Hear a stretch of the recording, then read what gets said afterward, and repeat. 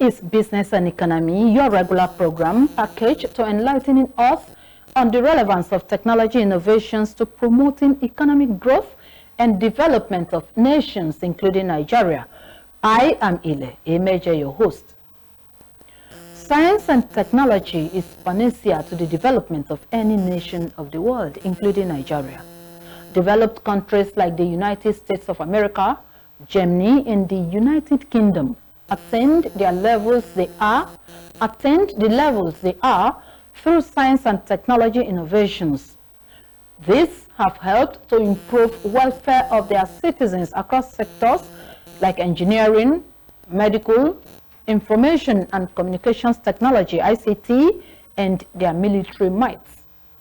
However, the inability of Africa and the third world countries to adequate technology innovations has resulted in backwardness and disarray. Although a lot of these third world countries are working hard towards the growth of their countries, particularly to meeting up global competitiveness, experts say more efforts need to be taken. And so today in this edition of the program, the Dean, School of Engineering, African University of Science and Technology, AUST, Abuja, Dr. Vitalis Anye is my guest, joining me after the news to discuss on the topic we caption as Science and Technology Pivotal to the Growth and Development of Nations, including Nigeria. We'll be right back. Section 18, subsection F of the Federal Competition and Consumer Protection Act will seal the premises of TLC until they respond to the summons that the manager has received on behalf of the officers, the relevant officers of interest. And appear, the summons is to appear before a commission and testify in the investigation. Addressing newsmen during the enforcement exercise in Abuja, the FCCPC Director of Surveillance and Enforcement, Mrs. Adeyinka Boladale, who represented the Executive Vice Chairman of the Commission, Mr. Tunji Bello, highlights reason for the action to obstruction by the company staff against investigation. Rather than receive the summons of the Commission, officers of TLS again proceeded not only to assault our officers, but also assaulted uniformed security police officers, uniformed officers of the police force who were providing lawful security for the operations of the Commission. The Commission pointed several attempts made to resolving the matter to no results. On the 25th of March 2025, based on consumer complaint, a letter was served on them to address the consumer complaint, as is the process of amicable resolution of consumer complaints at the Commission. The officers of TLS, rather than receive the consumer complaint, proceeded to assault our officers who were conducting the lawful duty of protecting and implementing the provisions of the Federal Competition and Consumer Protection Act. Meanwhile, the FCCPC has mandated the TLS to appear before it on or before 2 p.m. of Friday, the 20th of June 2025, to testify and provide evidence or face further convictions. Ile Emeje, ASO Television News.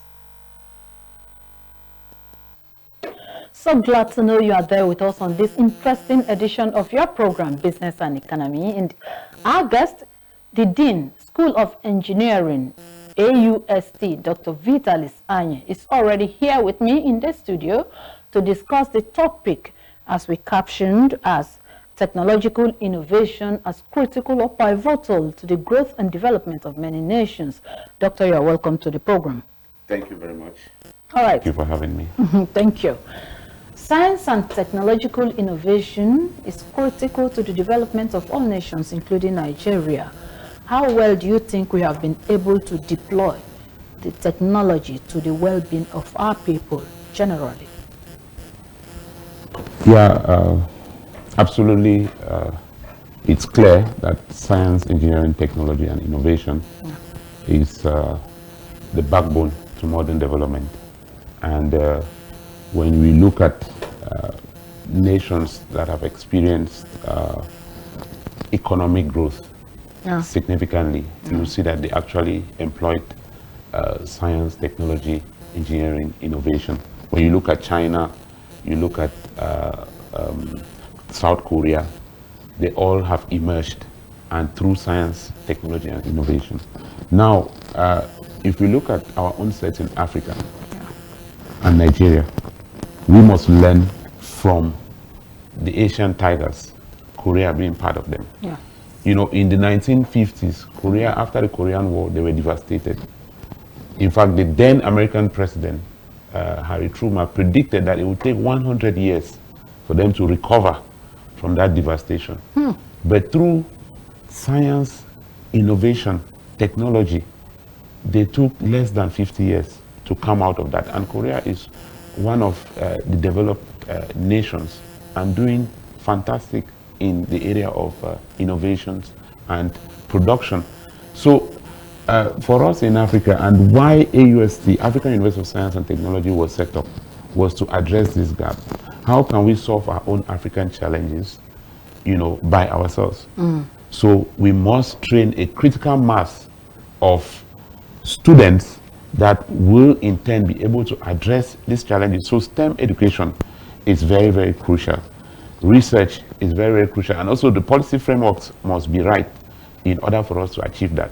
Now at AUST, for instance, which is one of the African Institutes of Science and Technology that was set up in, AUST started in 2007 to address some of these.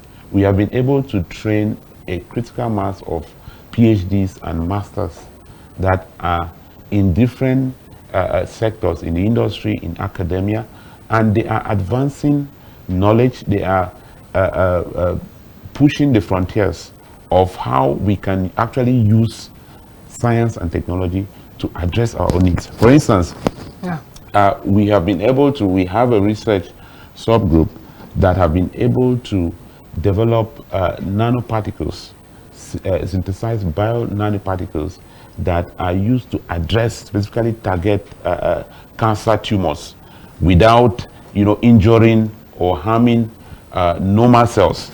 So this work, we have been working with collaborators, so collaboration also is key. We have been working with collaborators in the US, and we have already gone past the animal stage, the animal trials. So we are now looking at how can we go to the human trials. So this is in terms of, this is just one area in terms of cancer treatment using science, technology, and innovation. We have also been able to develop systems for adequate water treatment, because potable water is also an issue that we are dealing with. We have been able to develop ceramic water filters that can help us to get potable water for our own communities. So we are doing that research, advancing it, and try to ensure that rural communities around us can actually have water. And you know, if they have potable water, then the issue of disease, the prevalence of disease will definitely also drop. So there are a number of things that we as an institution are doing, and other institutions are also doing across the continent, not only in Nigeria. But we need to do more. We need to do more, and we must not rely entirely on the West to solve our own problems. So one of the major challenges that we have, of course, will be access to maybe the infrastructure, the right infrastructure to do adequate research, and then compete with the West. The global community. Yes, with the global community. But again, for Africa to truly compete, we must, our governments must invest in STEM education, in research and development. and we must have the right policy frameworks to adopt the technologies that are homegrown. Okay. When you say STEM development, Yes. you calling on the government to improve or to give priority to the development of STEM. Yes. When you say STEM to an ordinary Nigerian or an ordinary man on the street, they may want to know more of what it stands for. Yes, STEM stands for science, technology, engineering, and mathematics. Okay. And it's interesting to know that in early 2000, there was a meeting of the World Bank Group with African Union heads of states. And then Nelson Mandela, the great icon leader of Africa and the globe, he was in that meeting as one of the heads of states. As a lawyer, when the World Bank president then, Jim Wolfenson, asked the question that how can the World Bank help in triggering development in Africa? Nelson Mandela raised his hand up and he said, invest in science and technology, invest in STEM.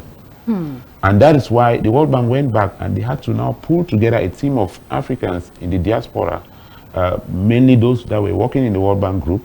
They now set up an African scientific committee that was made up of primarily African professors in the diaspora to now say, okay, what can we do? They started now the idea of forming what they call African Institutes of Science and Technology under the platform of Nelson Mandela institutions. So African University of Science and Technology happens to be the first to be established in 2007. There is one in Arusha, Tanzania, called Nelson Mandela African Institute of Science and Technology. And then there's another one in Ouagadougou in Burkina Faso called 2IE. So these institutions are there to trigger development, to train a critical mass of Africans who will solve African challenges, because we understand our challenges better than anyone else.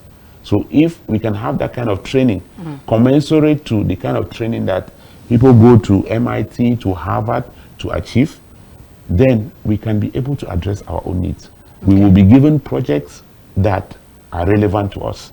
So that is why when AUSC started in 2007, about 95% of the faculty were visiting faculty, mostly Africans in the diaspora, coming to teach in a modular system to train these masters and PhD students, many of whom now are in different industries and in academia. Some of them are in Ghana, in Burkina Faso, in Tanzania, in Malawi, across different industries. So that is the impact of that STEM can have. And that ripple effect is what we are gradually seeing. Oh, that's great. And everyone listening to us would agree with us that the issue of cancer has become so worrisome across the world, not just in Africa. And it will be interesting to note that your organization, your institution, has taken up a research working towards developing a solution to solving cancer issues. How far do you think you have gone with your research, and what do you think should be the expectations of the people from the results thereafter? Yeah, like I mentioned earlier, in my department, we have 4 research trusts.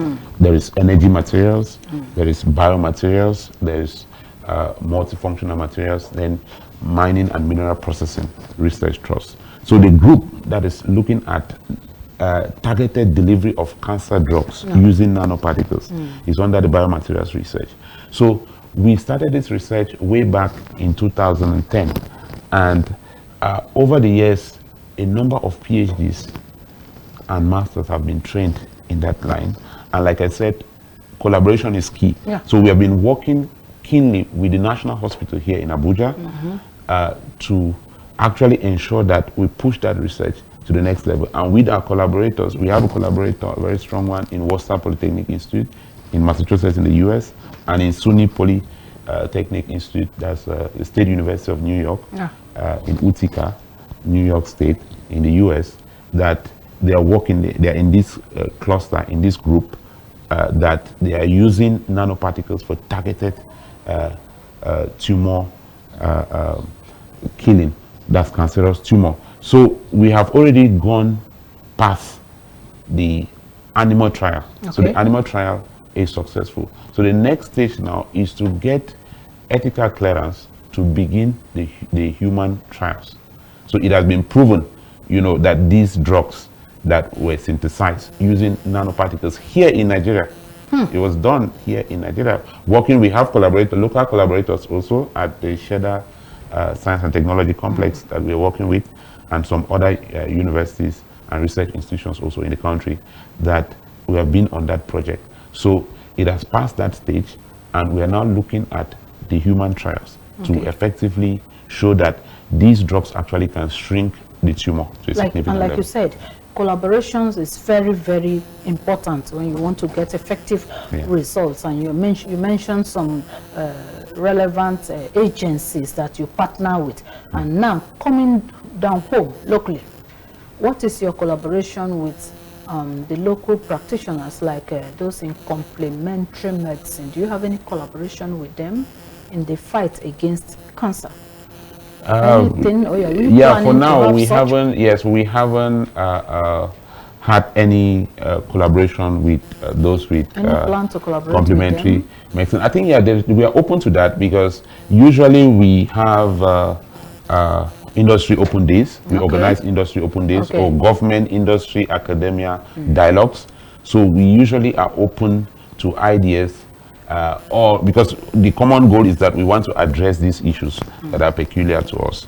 Particularly, our group has really focused on what they call triple negative breast cancer. So that because that is prevalent in African women. So we have been focused. The research has really been focused on that.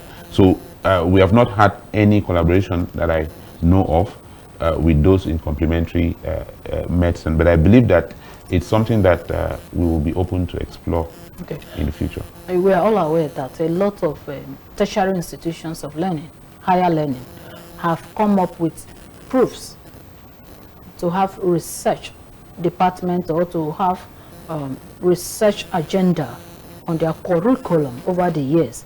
What do you think the AUST is doing differently from what the norm that we know in technological innovation or in developing the growth of technology in Nigeria? Yeah, AUST was set up principally as a research institution, training only postgraduate students. So that's what made AUST very unique. So just masters and PhD and research. And we have a state-of-the-art science and engineering laboratory with high-end equipment that are useful in carrying out research that we can compete with the rest of the world. Because we've produced PhDs, the PhD students that we produce, before you can graduate, you must have your work published in high index journals that are globally recognized, minimum Scopus index. So AUST is noted for that. So before your PhD thesis gets to that level, it must have reached that standard that is globally acceptable. And our graduates, they get employment anywhere in the world. We currently have graduates who are employed in the US. Yes. Are you sure? Yes, I'm very sure. I have clear evidences of, I am a product of the same institution. Yes, that I now came back. So I have on our alumni platform, we track and trace. We know where different people are. So they are, recently one of them who was employed in one of the universities here in Nigeria got, because of the collaboration he had with some institutions in the US, one of the institutions in the US, he got a job, not even like to go and study again. He got a job directly.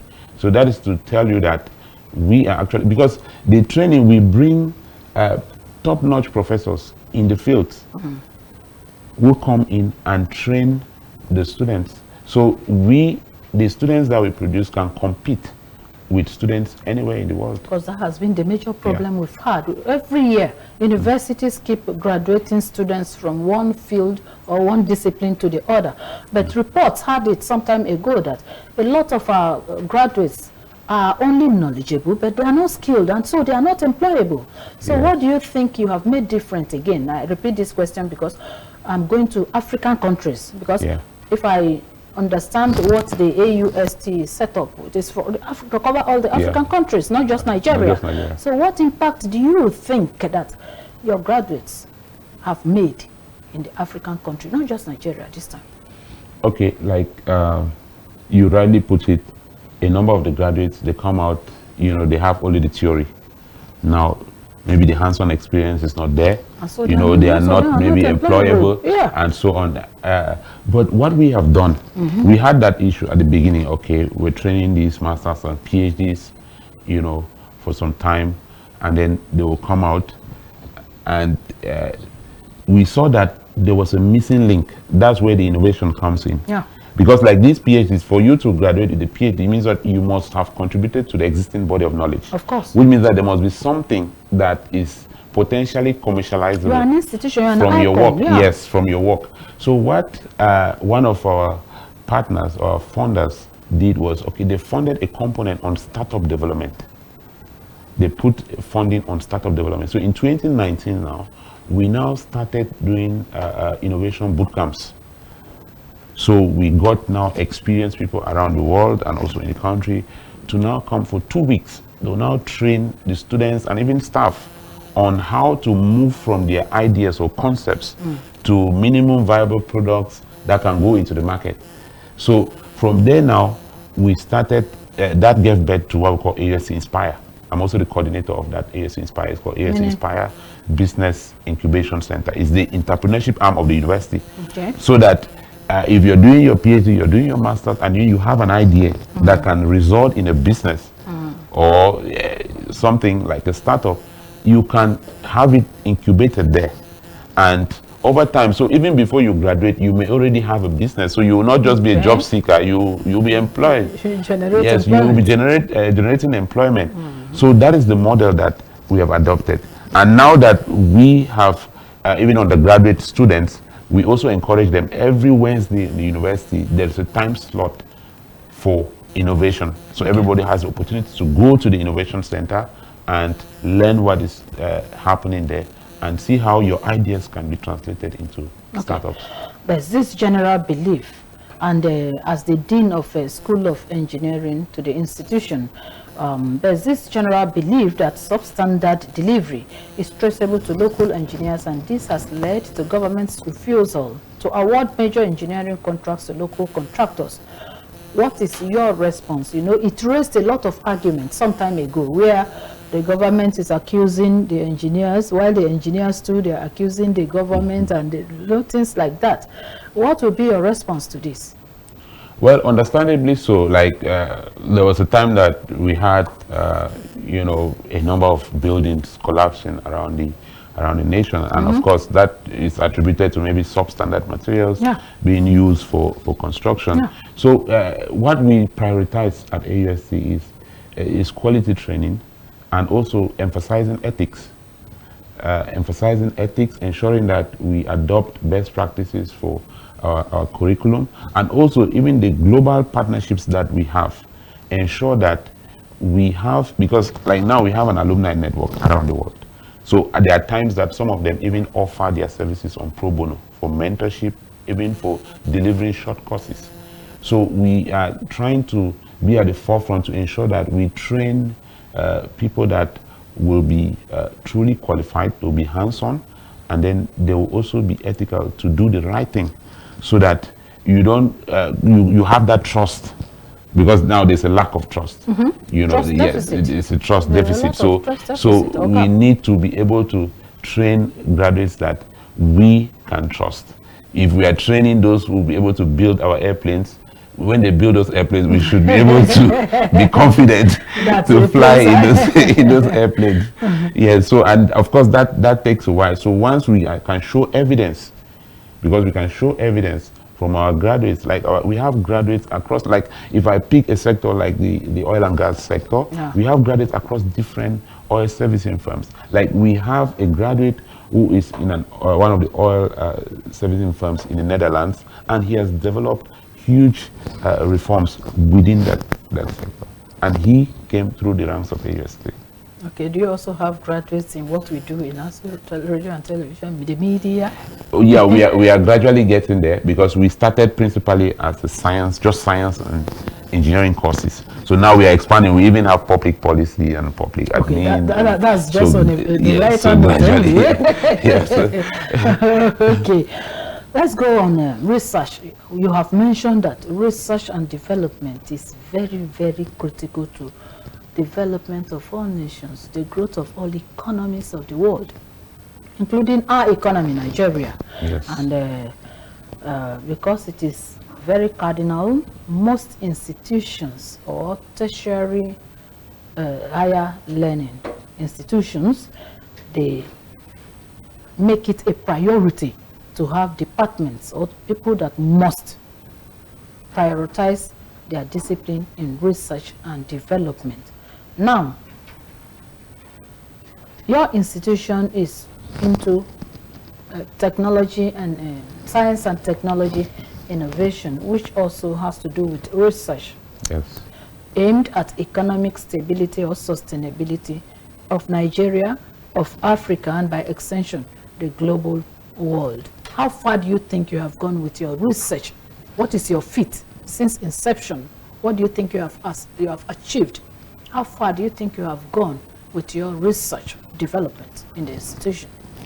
Okay, like I mentioned earlier, since we started as a research institution, we have really gained some ground in that area, and I'll just mention a few.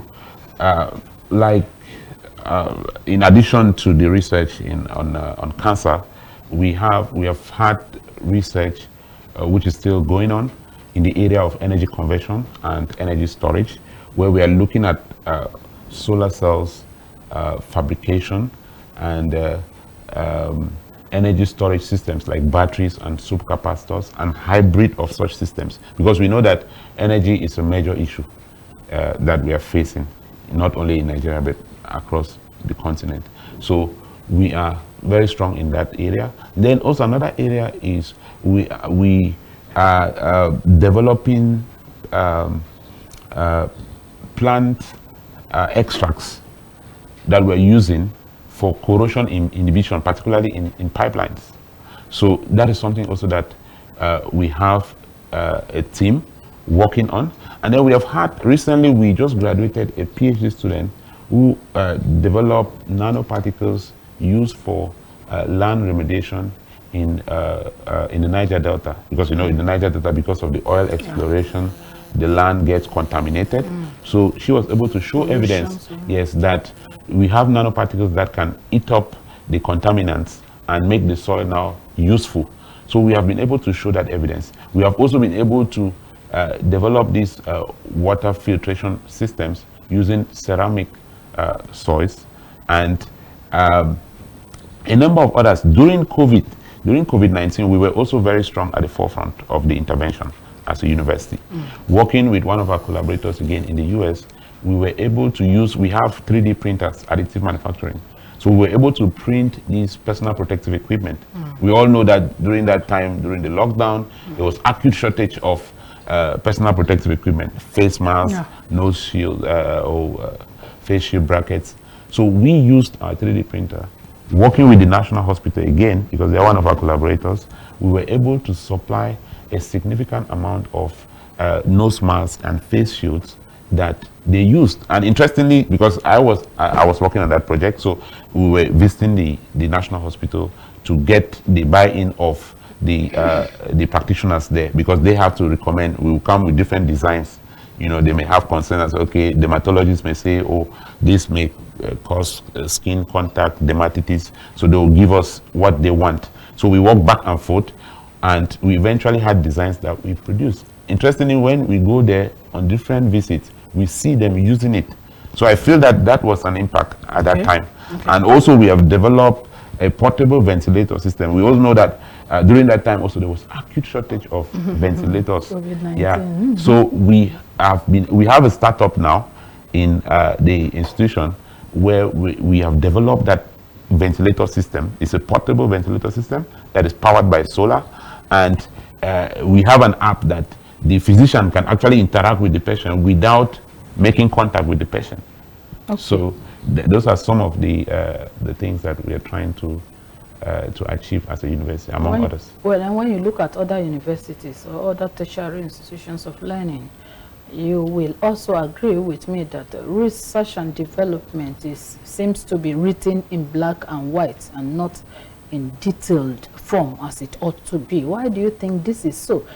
Why is it that many universities are yet to embrace that adequate, in-depth research and development in their various universities? Why do you think it is so? Well, I think the research, like you said, it is on white and black, and mainly what has happened is, you know, people have that mentality, like in the tertiary institution, in the university, that publish or perish. So they focus more on just publications so that they can gain promotions and stuff like that. So they don't look at that aspect of commercialization, you know, how this research will truly affect, you know, the communities or the lives of the people in the country or beyond. So I think what we are trying to do is to build consortiums that we will encourage commercialization of research outputs. So I think, of course, there are a number of universities that are also setting up innovation hubs, because we believe that if many universities have university-based innovation hubs, they have technology management offices that can interface with the researchers, so that you know that, okay, if I'm doing this research, this is the potential for commercialization. So that there will be a clear pathway from that research. And then also industry linkages. We should ensure, we should work in such a way that the research, before any master's or PhD research proposal is approved, let it go through the industry. What that means is that the student should maybe have at least, you know, 4 to 6 weeks or so internship in the industry, so that we know what the industry challenge, because at times we as researchers, we may be in the lab, we are working on a problem and we are solving a problem that doesn't exist. You know, the industry, their concern is different from what, but when people are just focused on, okay, I publish here and I get promoted, then they will not be looking at that connection, that how does this thing, promotion. Yes, they only think about not the impact it will make on lives. So now we are trying to, in our own effort, now that we have an innovation hub, we are trying to encourage other institutions that we, because we do form different consortia to apply for different projects, grants for different projects. So we try to streamline it in such a way that there's always a commercialization aspect of it, that how will this make an impact to the people. All right, Doctor. As relevant as material science and engineering is to global economy, a lot of people, especially students at all levels, are yet to fully embrace the course. What do you think is responsible for this, and what efforts are you now as AUST making to boost students' enrollment going forward? Yeah, I totally agree with you. The adoption of that course, material science and engineering, is not really popular in Nigerian institutions. Just you can count the number of Nigerian institutions that run that course either at undergraduate or postgraduate level. And there are two things that I would say that are as a result of that. The first one is the fact that there's this awareness gap. So they are not really aware of the applications of material science and engineering, where can they apply it. People still put themselves in boxes in the traditional engineering disciplines, like civil engineering, mechanical engineering, electrical engineering. If I'm an electrical engineering student or professional, I don't want to hear anything about, but when you look at material science and engineering, it is like the melting pot of all the engineering disciplines, because it brings in aspects of physics, strong physics, chemistry, engineering, mathematics, all of them. So it's quite interdisciplinary. Then the second thing is that perceived difficulty. People feel that, okay, this is it's a difficult course and it's overly theoretical, so they don't want to delve into it. But that is not the case. So for us as an institution, what we're trying to do, because we started as a postgraduate institution, so we have a significant number of students at the postgraduate level. But at the undergraduate level, we don't really have students who are interested in it. and partly due to what I've just explained. So we are trying to, in our different outreach programs, we try to explain that material science and engineering finds applications in different industries. The aerospace industry, the automobile industry, the construction industry, manufacturing, healthcare, because I've just explained how we use material science, because these are students in material science and engineering using material science and engineering approaches for treatment of cancer. Like the project that we're working, I was involved, even though my own area is around energy research, but I was involved in an aspect of the work on cancer, because I was using an equipment which is a mechanical characterization equipment to be able to do that. And even the doctors in the National Hospital, they were surprised. So what we are trying to do is these outreach programs, we will actually, we have thought about, introducing some incentives like scholarships to encourage students. Okay, that's a very good one. Yes, to encourage students to pursue careers in material science and engineering. So we believe that with this, and even with also internships, we are deliberate about industry linkages so that we can get them internship placements in relevant industries that will expose them to understand the applications of this better. Okay, a lot of concerns have been expressed by experts in engineering courses, and many students travel abroad to read courses which would have been conveniently studied here in Nigeria, including engineering courses. Any plans by the AUST to get more engineering courses in the near future? Do you have any plan? Yes, we do. We are actually in the process of applying for new programs, and we're thinking about, currently we have some engineering courses already, like civil engineering, mechanical engineering, petroleum and energy resources engineering, material science and engineering, and systems engineering, as well as aerospace engineering. So we are expanding gradually to bring in courses like computer engineering, robotics and AI engineering. Then we are also thinking of biomedical engineering, because already in our material science and engineering department, we do research around biomaterials, but at the undergraduate, we have nothing in that area. So we are trying to bring in that to encourage students to have more options that they can actually select. And in addition to that, our Pan-African nature also is critical, because we are set up in such a way that we want to look at African challenges. What are the challenges that are facing Problems us? peculiar to Africa. Problems peculiar to Africa. And that's why we are African University of Science and Technology.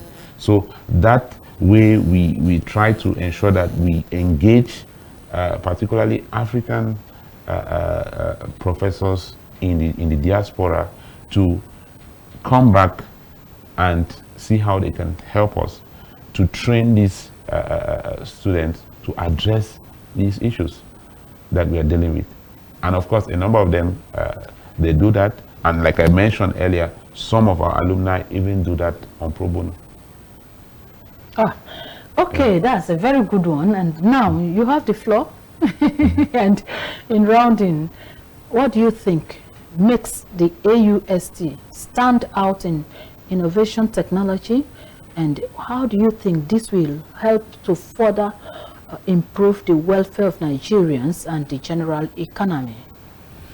Yes, I think AUST stands out because we have research in focus, because truly we can only progress if we invest in R&D, in research and development. You know, we keep researching, we keep thinking of new ways of solving the issues that we are dealing with.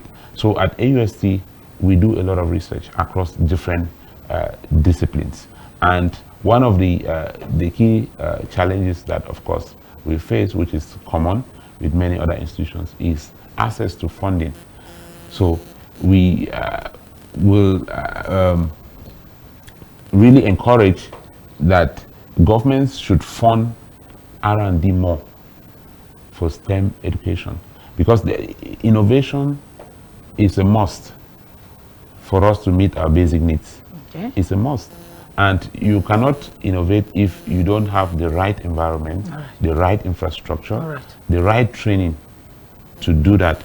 So we need to do that, because if we're able to do that, we'll be able to address some of the issues, like we are dealing with issues of food security, affordable housing, clean energy, and so on and so forth. So at AUST, we are gaining some strides in that. We even at the material science and engineering department, we also have researchers who are looking at sustainable food packages that can preserve food for a longer time period. And we are also looking at different energy systems, clean energy systems, to mitigate climate action. All right. According to my guest, if we must improve our economy, innovation is a must in order to improve the general well-being of the citizens as well as the economy. That is his opinion. And with that, we have come to the end of this edition of the program, Business and Economy. The guest I have been speaking with is the Dean, School of Engineering, African University of Science and Technology. My guest is Dr. Vitalis.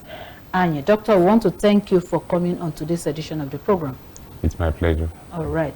And to our esteemed guests, our esteemed audience out there, we sincerely appreciate your time with us on this edition of the program. Enjoy the rest of our programming. I am Ile. Amen. Just saying good day.